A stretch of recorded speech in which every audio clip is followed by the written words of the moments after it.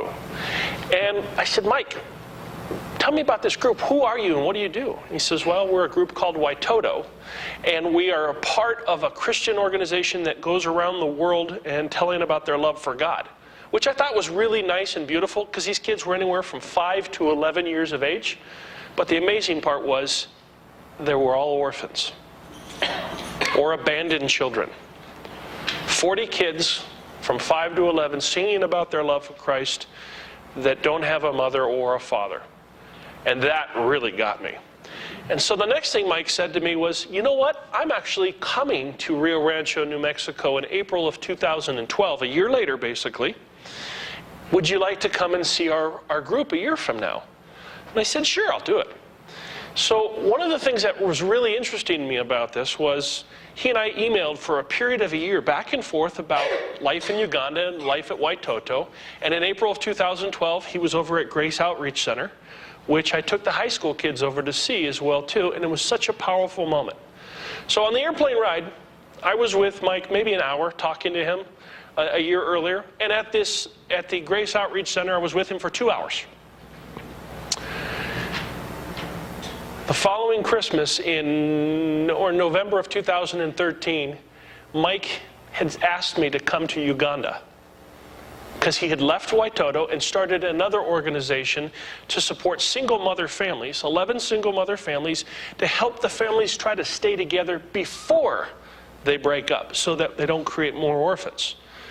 He left a good paying job to do God's will and God's work, not to get paid at all, but to show enough faith in what he believed was something that was so important that he asked me to come be a part of it. I've been with this guy for a period of 3 hours in my life. And I bought an airplane ticket to fly over to Uganda. And my wife was all in favor of it. She said, wow, what a great thing. Let's get going. But in the period of a month before I bought the plane ticket to the time I left, my wife started asking me questions like, how well do you know Mike? I've known him for 3 hours. What's the address of the place you're going to stay at? And where are you going to stay? I don't know. What's Mike's phone number if I need to call over there for an emergency? Not sure. What are you going to do when you're in Uganda? I don't know that either. So the first time I got to the airport, from the drive from my house to the airport on my first trip, my wife wouldn't even talk to me. She's terrified, just absolutely terrified that something horrible was going to happen to me. But I knew in just a short period of time of meeting this man, just how impactful and powerful his presence was on me. And that first trip was amazing. I mean, just absolutely life-changing and altering for me. At the end of the first trip, Dr. Tom, who was a part of the ministry over there, had asked that if I ever come back again, if I would consider bringing children's chewable vitamins. So can you bring up the first slide?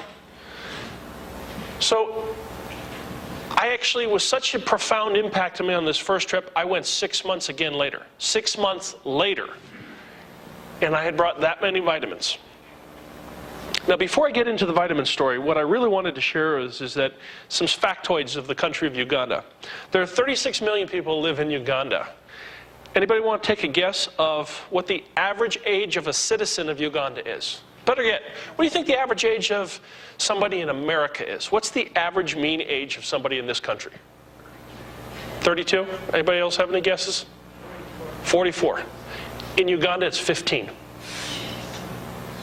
Now that creates challenges by itself. If your average age is 15 years old, and that is in many cases because parents have died from disease, they've died from civil war, and if you know anything about the history of the country in the last 25 years, there was a horrible warlord named Joseph Kony who had started something called the Lord's Resistance Army, who was anything but part of the Lord's resistance. Or he was resistant to the Lord. So you've got a population that's average age is 15 years old. 38% of Uganda lives below $1.25 per day. And 85% of the country identifies themselves as heavily Christian. And the faith that they exhibit is like nothing I've ever seen before in my entire life. So Dr. Tom, at the end of the first trip, asked me, Mark, would you bring vitamins to Uganda for our children because they're sick and they're starving. And if we can help some of these street kids and some of the members of the Aisha ministry, which are the 11 families that we help out with, to help heal their bodies or feed themselves, great. So 6 months later, almost to the day, I brought that many vitamins back. I had asked a few people if they would be willing to donate and help out. Dr. Tom grabbed one of those green bottles, turned it around and said, "Oh, that's interesting." And I said, "What's so interesting about children's chewable vitamins?" He says, "Your vitamins, for some reason, contain folic acid and iron." And I'm like, "Okay." "What's so important about folic acid and iron?" And he said, "Well, folic acid and iron are the two most important minerals that fight sickle cell anemia. And over millennia, people in Uganda have developed sickle cell as a way to fight off the effects of malaria. So there is a very large subdivision or a population of the country that has sickle cell anemia. And the most important vitamins or the minerals that you can get to fight sickle cell happen to be these two." I didn't know that at the time. Anybody else want to take a guess what part of the country of Uganda has the highest concentrations of sickle cell anemia? Soroti, Uganda. Didn't know that either. Anybody want to take a guess what township inside of Soroti, Uganda has the highest concentrations of sickle cell anemia? The Arapai subdivision of Soroti, which is where I was staying. Sometimes I realize that God asks us to do things in many cases that we don't understand or are a part of. We may never, and sometimes we get part of that message after the fact like I did. So we brought this many vitamins on the second trip in May of 2013. Came back. I got sick at the end of that trip. I had gotten anaphylaxis from the anti-malaria medication and actually had to go to the hospital when I got to Toronto. That's where I was flying back into. And truly, and I say this as absolute God's truth, it was a miracle that my wife let me go back a third time. It took almost 2 full years, but she knew that this was not only something that was important to me, she had seen the benefits of it. So in December for my birthday, my wife says, "I'm buying you an airline ticket to go back in February." So I put out a call immediately because I remembered how much the vitamins had helped out. And let's move to the next one. That's what we collected this last trip. Can you turn the music on, or the sound? Hello, it's the day before my trip to Uganda, and we've collected all of these vitamins here to take with us. Megan, how many vitamins do we have? 30,000. 30,000 vitamins, and what are we going to use these vitamins for? For children in Africa. For sick children in Africa. I wanted to first of all say thank you very much for your donations. This is more than generous. I'm not quite sure how I'm going to pack all of this, but I'm also going to do some videos from Africa with the doctors and some of the healthcare workers and clinics that are using these vitamins as well too. But for now, thank you very much for your donations, and I'm very excited to show you how all of this is going to be used here in the coming week. Bye for now. Bye. So that was the day before I left at my house here. We had no clue how much that we were going to be able to take, and it all told measured about 70 pounds of vitamins. The only thing I was concerned about was getting through customs in Uganda, because I'm carrying these bags that just keep going with the amount of pills in them. Customs never even stopped me, and I got through no problem. It took 34 hours to get to Uganda. Spent the night on Lake Victoria, and the next morning it takes another 6 or 7 hours to drive from the capital city of Kampala to Soroti, where Dr. Tom was waiting for me. And the next video is him receiving these vitamins. So now I'm in Soroti, Uganda. It's been 2 full days of travel to get here, and I'm with my friend Dr. Tom, who I've known for about 4 years now. Third trip. Dr. Tom is the one who asked me to bring the vitamins the last trip that I came here as well too. And in this trip, we were able to bring, what you saw earlier, all of these vitamins. And Tom, what are we going to use the vitamins for? We're going to use them, to give them to children who are malnourished, children who have low iron deficiency. Low iron deficiency? Yeah, and children who have major sickle cell. Sickle cell anemia. Sickle cell anemia, and we're going to give them to health centers where we talk to the health officials to give us records of the sickle cell anemia patients they used to have, and the major we shall follow up with the families where they have a record.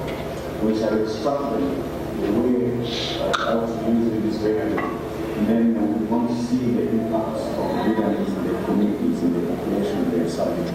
We'll be following them, and definitely we shall also identify with the children, families with the children who are so marginalized, who do not have access to any vitamin. And much more, we have our Kaisa account here in Sorority, where we're going to give all these vitamins majorly to the body, acid and iron calories which are contained in these vitamins. So this will be a very good impact. And so I want to say thank you so much for the donations and for the support that Mike has been behind this.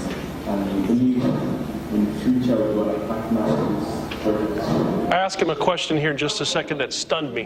How many families or people will this help over a period of, let's say, 6 months or a year? How many people can this help?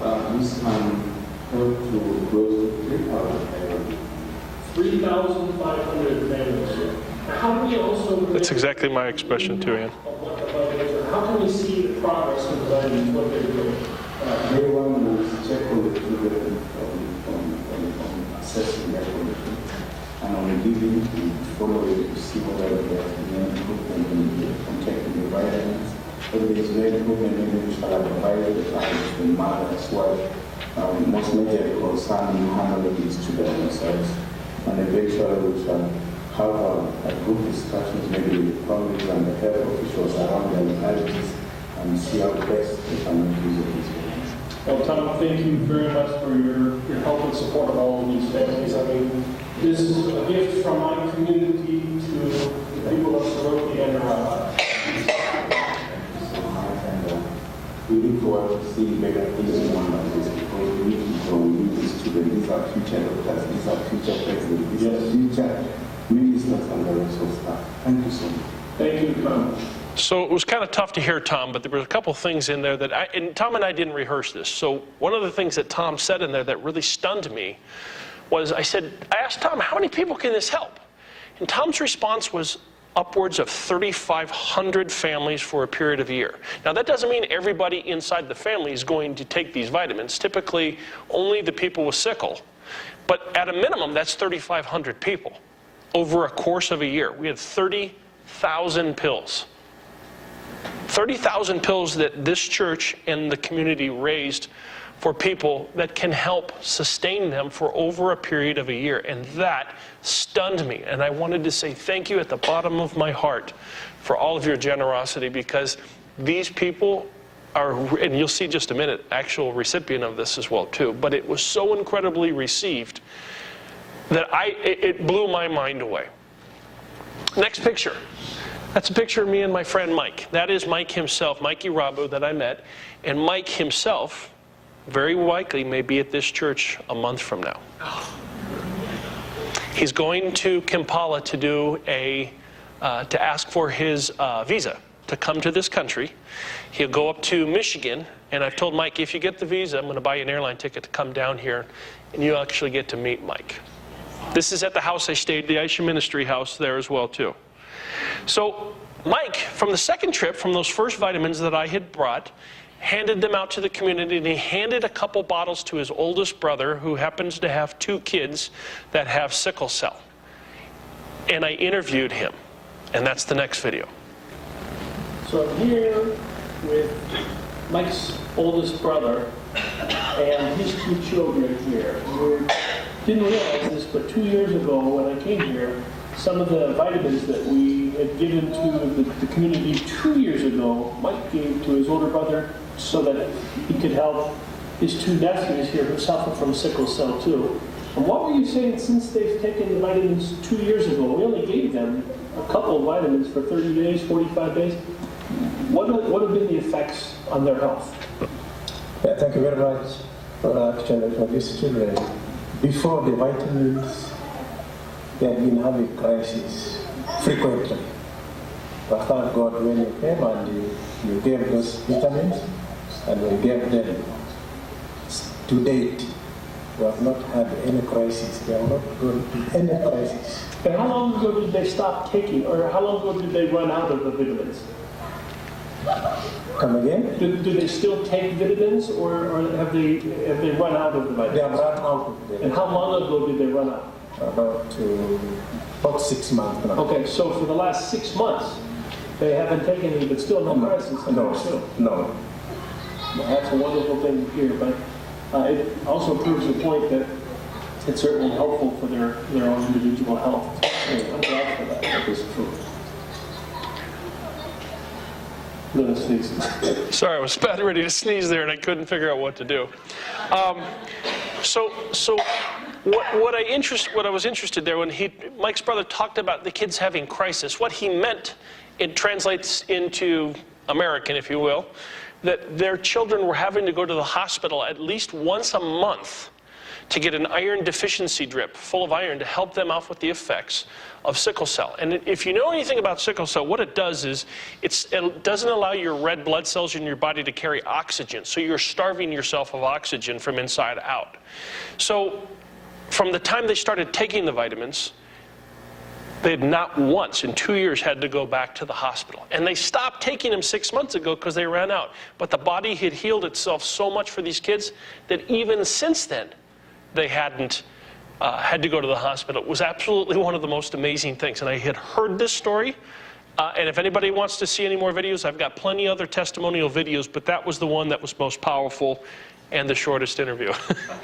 So in addition to giving out the vitamins and sharing these stories, I went and visited with the 11 families as well, too, that are sponsored and are helped off from the ministry as well, too. And the next picture is a picture of me and a little girl named Catherine. Catherine is a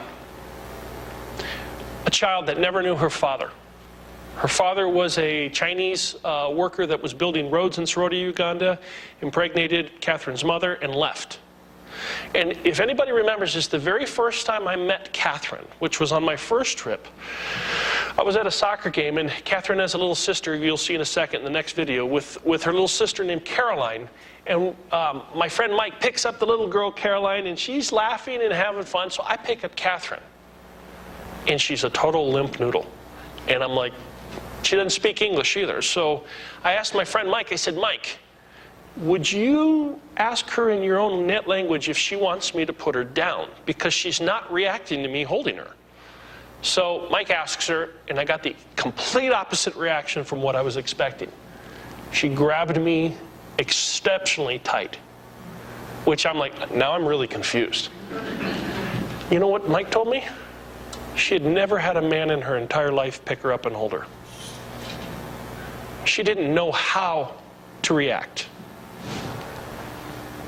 Look at that smile now. She's seen me all 3 trips, and every time I come to her family or to her house, she grunts and grabs me, and no problem with hugging me on this time. So let's go to the next one here. That's Catherine on the right, Caroline on the left. About 3 years. I've seen her on all 3 trips that I've been here. And one important thing to know about Catherine is the very first time I met her, she had never, I picked her up to hold her, and I asked Mike, Mike, does she want me to put her down? Because when I was holding her, she didn't really respond to a man picking her up. And what Mike had shared with me was that her father had abandoned her and that she had never had a man hold her in her entire life.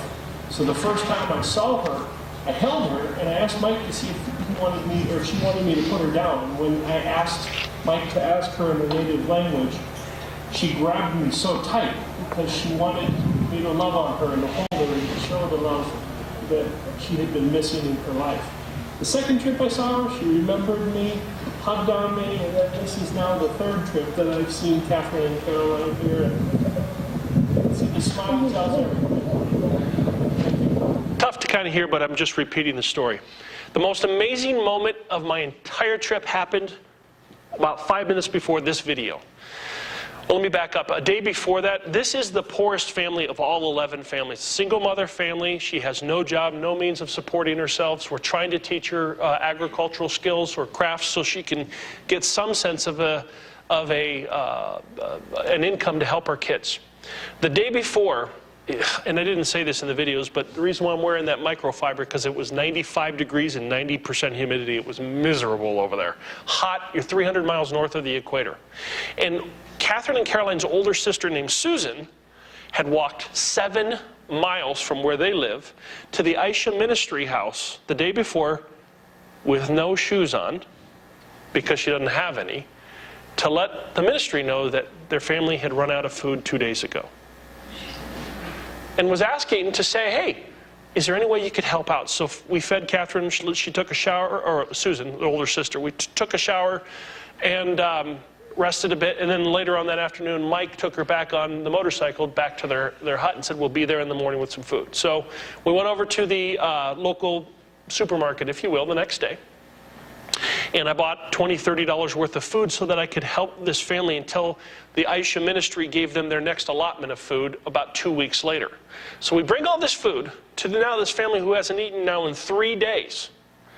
And I get to the hut, and there are 7 children there with the mother. And I go into my pocket, and one of the things I learned from my first 2 trips is you better have a piece of candy or something, because in many cases, these kids have never seen a white person in their entire life. So they've seen me, they know who I am, but all the neighbor kids don't. So I end up walking up to the family who hasn't eaten in 3 days, and I hand a piece of candy to a 7-year-old boy who's Catherine and Caroline's brother. Boy hasn't eaten in 3 days. He takes the piece of candy, and without thinking, he immediately turns around and gives it to his little brother. It was just unbelievably beautiful. I mean, a moment that I'll never forget in my entire life. And it reminds me of the story in the Bible about the woman who had 2 coins and gave it. It was the most impactful moment of this 3rd trip for me. Just to see a tiny child who hadn't eaten in 3 days. And the first thing he can think of when he gets a piece of candy is giving it to his little brother. So the next thing I wanted to share was I went around and went to the other 10 families, and there's another family that I just absolutely adore and love, and there's a little boy here you'll see in a second. His name is Moses. Let's play the video and then I'll tell you about it. This is my friend Moses. I've known Moses for 3 years now, and he's part of the family here, one of the families sponsored by Aisha. But one of the things that you notice in Uganda is that many children have extended stomachs like this. If you turn inside, you can see this, and it's a misconception to think that they have a full stomach. What it is that they're suffering from hunger, malnutrition, and what's going on is that the stomach is bloating because of the lack of effects of nourishment. And Moses here, as you can see, has suffered from this. He's a beautiful little child, and I've seen him grow now for 3 years.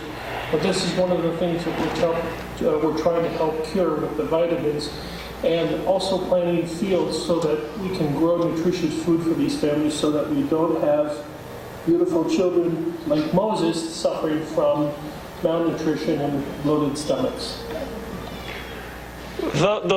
I could have picked 50 different kids with that video. I just love Moses. He's just, every time I see him, he's just got a smile ear to ear, and he's just a beautiful kid. So the last thing I really wanted to share about this organization, Aisha, that we helped with these vitamins as well too, is the fact that there are 11 families that are sponsored every month. And the concern that I have is how do you help a family without making them codependent? How do you help enable a family so that they can improve their lot in life without getting the families to simply expect these donations on a monthly basis? So one of the things that the ministry had done or is doing is, on the 2nd trip that I went to Uganda a year ago, or 2 years ago, I had raised some money through a few people in this church and some of my family members, and we bought 2.5 acres of land to grow food on for these families. And the ministry is growing food for these families as well too. But we also thought it's not enough of a way to help all of these 11 families. So we sat with the leadership of Aisha and we talked about what can we do to help these families become more self-sufficient. And what we had decided was each of these 11 families live on their own ancestral land. They own the land that they live on. And in many cases, they have acres of unplowed, ungardened land. So we had talked about what it would take to help each family plow their own land, plow their own land, provide enough seed for what they call groundnuts, kind of like what we call peanuts, but you can grow 2 cash crops a year. And spray for weeds for all 11 of these families, in addition to the Aisha ministry land that we have 2 acres. So for 13 and a half acres of land, it costs $900 to plow 13 and a half acres of land, enough seed crop to plant 13 and a half acres of food, and to buy backpacks and sprays for these families as well too. So I'm asking the community and our church, if anybody would be willing to help donate to this cause. I need $900 to raise for these families. What we figured is, with groundnuts, we can do 2 cash crops a year because there are 2 monsoon seasons, and that each cash crop would enable these families to grow about $200 worth of food in each crop. Now, if they eat half and they sell half, that's $200 worth of income that they can generate that themselves, in addition to the food that they're eating. And the notion is we want to retake this $25 a monthly support that they're receiving right now from sponsors and move them to new families that we can also bring into the ministry. So the last thing I'm going to show you are 3 pictures, and before we get to the pictures, we had asked all 11 families, there's 77 people in totality, if they would be willing to come to the land we already own, to help clear the land because we needed to plow it to put groundnuts in for the land that we're in. And I was really interested to see how many of these people who receive the benefits from this organization would actually show up to help clear 2.5 acres of land. 37 people out of 72. 77, sorry. 37 out of 77. Now, if you figure, many of the people are either infants or elderly.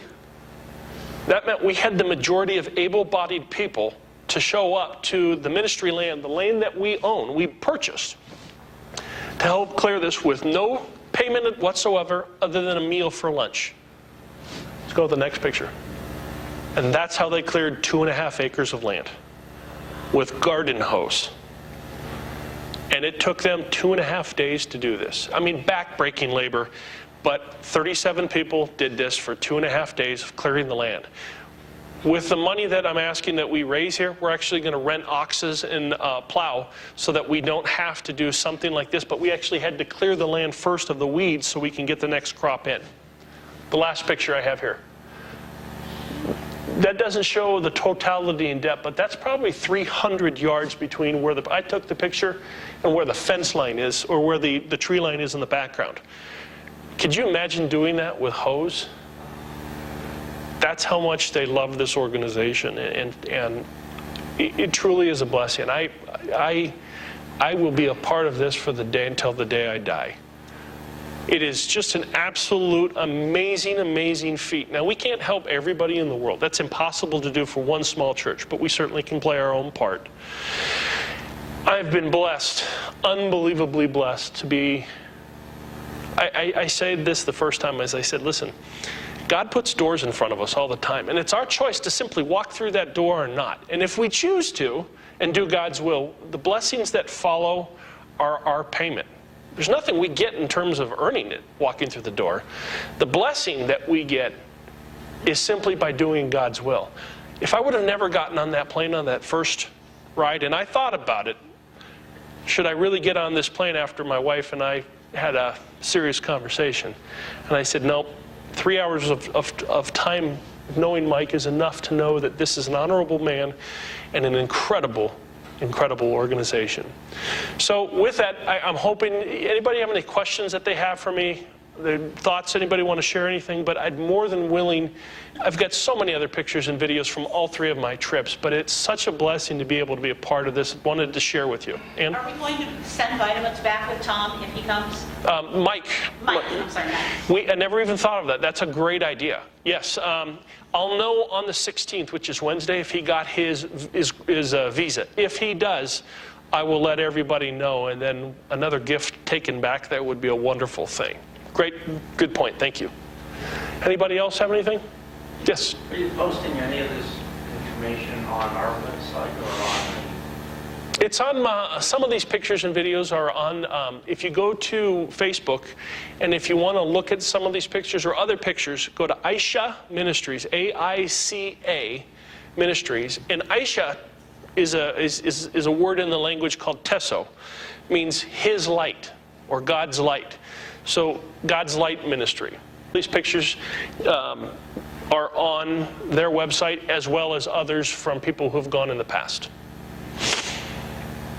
I'm in a complete honored and humbled to say thank you for all of that you have done with these vitamins. And I know I've gone way past my time, but truthfully, it was such a blessing, and I'm just thoroughly honored. If anybody is willing to help out with the land project, be more than honored to help too. Thank you for your time. Amen.